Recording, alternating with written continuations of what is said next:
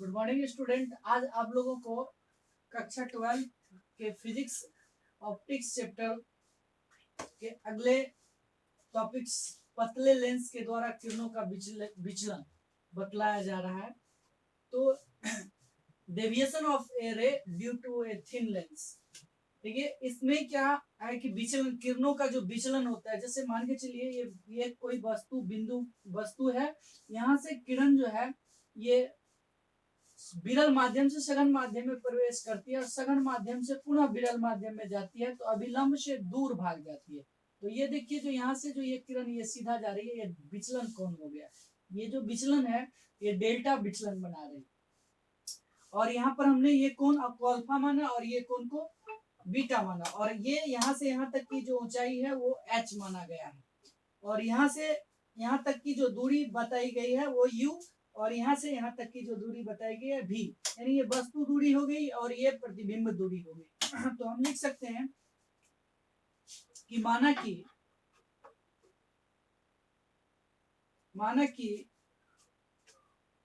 Lens, तो देखें ये माना कि कोई एक पतला लेंस है जिसके प्रधान अक्ष पर स्थित बिंदु P से चलने वाली प्रकाश की किरण, बिंदु P से चलने वाली प्रकाश की किरण अपवर्तन के बाद प्रधान अक्ष के बिंदु Q पर मिलती है। जब लेंस मान के चलिए उपस्थित होती है तो यह किरण सीधा जाएगी, सीधा कहां तक जाएगी, यह अनुपस्थित में यह किरण PAN दिशा में जाती है। और विचलन कोण जो है डेल्टा है, ये विचलन कोण को डेल्टा माना गया, तथा कोण APO equal to alpha and AQO बराबर माना गया बीटा। तो यहां से और भी चीज मानेंगे, तो आगे वीडियो को पॉज करके आप लोग लिख लीजिए। तो देखिए AO जो है हमारा बिंदु O, यहाँ पर हमने लिखा है O, मान के चलिए यहाँ पर होता है, ठीक है। O ये इस प्रकाशीय केंद्र जिसको कहते हैं ये O है, इस बिंदु को हम O मानते हैं। तो ये बिंदु A बिंदु और O बिंदु को हमने H माना, OP बराबर वस्तु दूरी है और OQ बराबर प्रतिबिंब दूरी भी मान लिया। अब त्रिभुज देखिए, एक त्रिभुज बन रही है PAQ एक त्रिभुज बन रही है, तो लिखेंगे त्रिभुज PAQ। देखिए थोड़ा सा कट करके हम देखें, त्रिभुज PAQ कैसा बन रहा है, ऐसा बन रहा है। ये कोण डेल्टा है, ये अल्फा है और ये बीटा है, यहाँ A है, यहाँ P है और यहाँ Q है। इस त्रिभुज को हमने कट करके अलग कर दिया। आप जानते हैं कि त्रिभुज का एक बाहरी कोण त्रिभुज के दो अंतः कोणों के योगफल के बराबर होते हैं। त्रिभुज का एक बाह्य कोण दो अंतः कोणों के योगफल के बराबर होते हैं। तो त्रिभुज PAQ में डेल्टा बराबर अंदर का जो दो कोण है डेल्टा, ये बाहर का जो कोण है अंदर का दो कोण अल्फा और बीटा के बराबर, डेल्टा बराबर क्या हो जाए अल्फा प्लस बीटा, समीकरण 1 मान लें इसको। तो आगे की ओर चले, पैराएक्सियल रे के लिए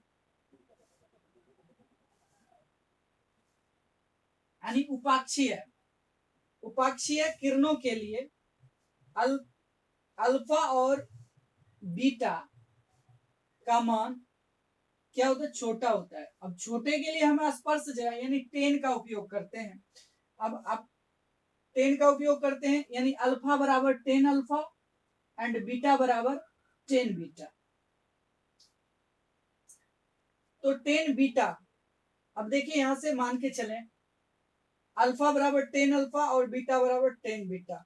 तो अल्फा बराबर क्या, 10 अल्फा बराबर हम लिख सकते हैं, देखिए एक त्रिभुज है, ये 10 अल्फा, यहाँ से एक लंब है, ये लंब यहाँ पर है, तो ये अल्फा कोण, अल्फा के सामने की भुजा P और लंब 90 डिग्री के सामने की भुजा H, और ये जो बच गया वो B।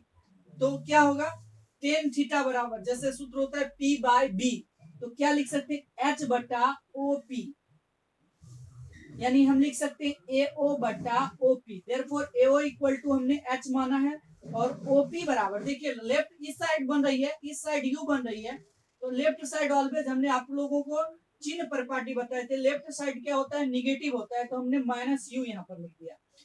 और उसी प्रकार हम यहाँ टेन बीटा ज्ञात करेंगे। टेन बीटा बराबर, ये देखिए बीटा का ये लंब हो गया, ये आधार हो गया, तो टेन बीटा बराबर O A equal to O Q.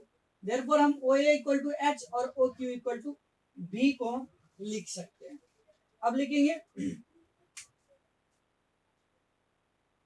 समीकरण 1 में अल्फा और बीटा का मान पुट करना है। इक्वेशन फर्स्ट से डेल्टा बराबर alpha plus beta, therefore alpha बराबर हम लिख सकते, डेल्टा बराबर लिख सकते हैं 10 अल्फा, और यहाँ पर 10 अल्फा एंड 10 बीटा। 10 अल्फा बराबर लिखा हमने, लिखा h बाय माइनस यू और h बाय भी। अब यहाँ पर हम क्या करते हैं, डेल्टा इक्वल टू लेते हैं। अब इसको हम लिख सकते हैं h by v minus h by u. h common ले सकते हैं,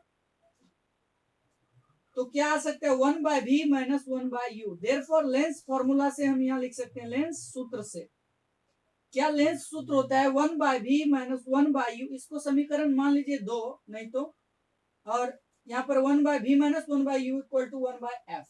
इसको समीकरण 3। अब लिखेंगे समीकरण 2 और 3 से, देखें 2 और 3 से, देखिए समीकरण 2 और 3 से क्या होगा कि डेल्टा बराबर h into 1 by v minus 1 by you था, तो इसके बदला में हम क्या लिख सकते हैं 1 बाय एफ। तो यहां पर लिखा डेल्टा बराबर h बाय एफ। यही हमारा विचलन प्राप्त हुआ, यानी पतले लेंस के द्वारा किरणों का जो विचलन हो रहा है, यानी डेल्टा का जो मान है वो h बाय एफ के बराबर है। ये प्रूफ होता है। तो इस ढंग से हमारा विचलन कोण प्रूफ होता है। तो नोट में हम लिख सकते हैं, क्योंकि डेल्टा बराबर हमारा जो निकला हुआ है h बाय एफ निकला हुआ है, delta equal to h by f. तो हम ये जाने नोट में तो लिख सकते हैं कि किसी लेंस के द्वारा, पतले लेंस के द्वारा जो विचलन होती है वो आपतन बिंदु तथा प्रकाशीय केंद्र के बीच की दूरी एवं फोकस पर निर्भर करती है। ये आपतित किरण की दिशा पर निर्भर नहीं करती है। तो हम लिख सकते हैं पहला कि विचलन आपतित किरण की दिशा पर निर्भर नहीं करती है, पहला पॉइंट हो गया। इसका दूसरा पॉइंट हम लिख सकते हैं कि विचलन किसी लेंस के प्रकाशीय केंद्र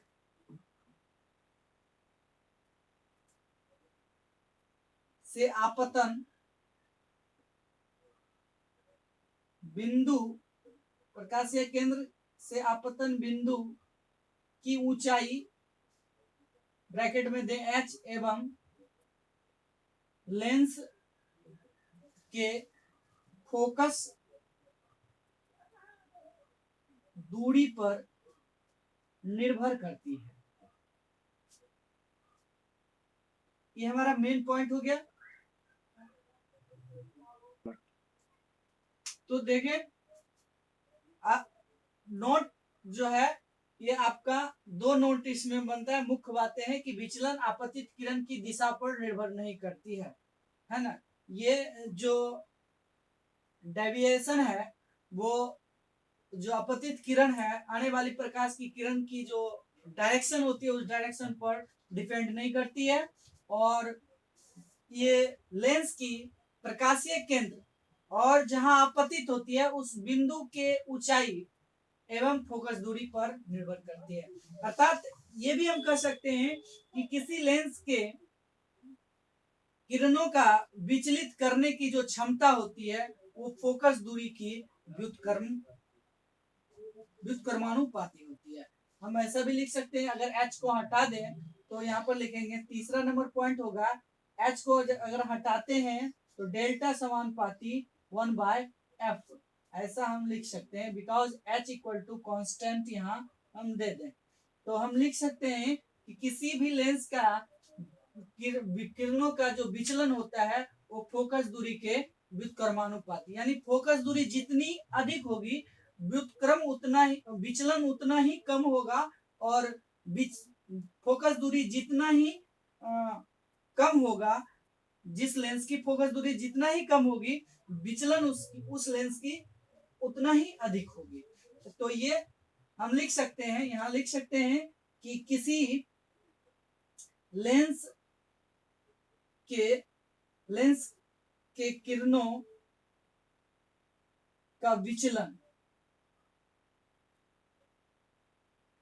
फोकस दूरी के व्युत्क्रम होते हैं, फोकस दूरी के क्या होते हैं, व्युत्क्रमानुपाती, ऐसा व्युत्क्रमानुपाती होते हैं। शायद आपको ये सही से नहीं दिखाई पड़ा, लेकिन मेरी आवाज को आप सुन रहे हैं तो ये वीडियो को पॉज करके आप ये सारे नोट्स लिख लें, आपको ऑब्जेक्टिव में भी मदद मिलेगी। तो प्यारे बच्चों, आज के वीडियो में एक ही टॉपिक्स आप लोगों को बताया जा रहा है, फिर अगले वीडियो में नेक्स्ट टॉपिक्स आप लोगों को बताया जाए। वीडियो को पूरा देखें, और जहां तक सवाल है फिगर वगैरह बनाने की, तो आप वीडियो को पॉज करके अच्छे ढंग से फिगर को बना लें और उसके बाद आप प्रॉब्लम को सॉल्व करें। धन्यवाद।